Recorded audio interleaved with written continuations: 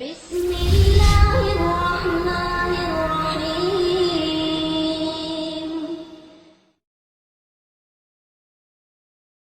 It was the Prophet ﷺ sunnah, whenever anybody would come to Rasulullah with any need, if the Prophet had anything at his disposal, he would give them. If he didn't have anything at his disposal, he would pass him on to Bilal radiallahu anhu, and Bilal radiallahu anhu would then take some loan from someone with the promise to pay back at a later date and fulfill the need of that needy person. So much so, even Allah Rabbul Alameen had to tell Rasulullah, وَلَا تَجْعَلْ يَدَكَ مَغْلُولَةً إِلَىٰ عُنُقِكَ وَلَا تَبْسُطْهَا كُلَّ الْبَسْطِ. Don't be so generous to the people. You give them whatever you have. Whatever you don't have, why do you burden yourself with so much?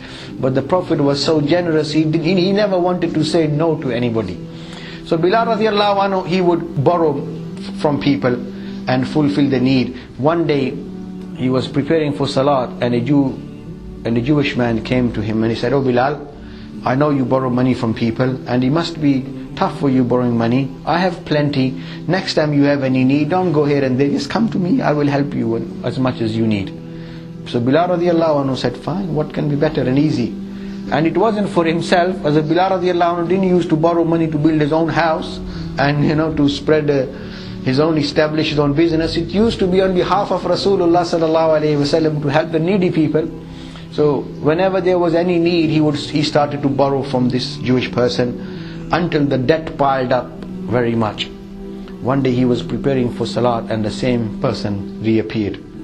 "Oh, you Abyssinian, how many days left in this month?" Hazrat Bilal radiallahu anhu said, 3. Well, he says, "Before the next moon, if you don't settle all my debt, I will enslave you like you were a slave before." And Hazrat, you can imagine how Hazrat Bilal radiallahu anhu felt. "Well, you had promised me, and well, whatever, I want you to settle all my debt before the end of the month."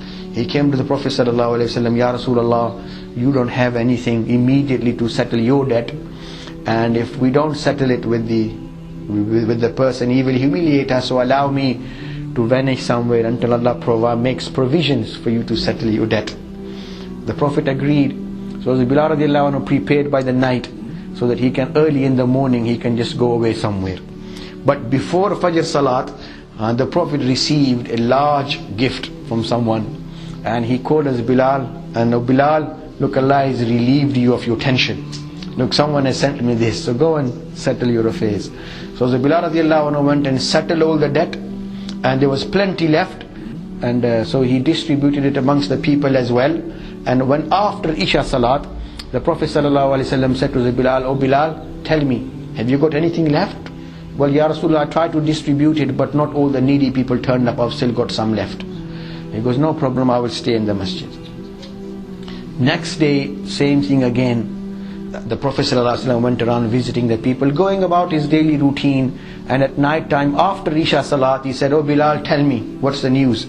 "Ya Rasulullah, I tried to distribute it all to the needy, but there's still a little bit left. Not everybody came who was in need, and I wasn't able to distribute it all." The Prophet said, "Okay, I'll spend the night in the masjid again." The third day, "Bilal, tell me what the news." "Ya Rasulullah has relieved you.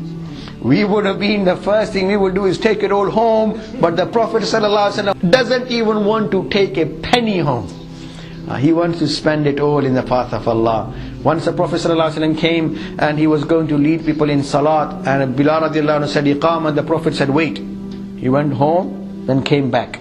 Sahaba said, "Ya Rasulullah, what happened?" The Prophet said, "Well, what happened was I had something in my possession, and I did not want to offer my Salat with any wealth in my possession, so I went and made sadaqah, and then I came to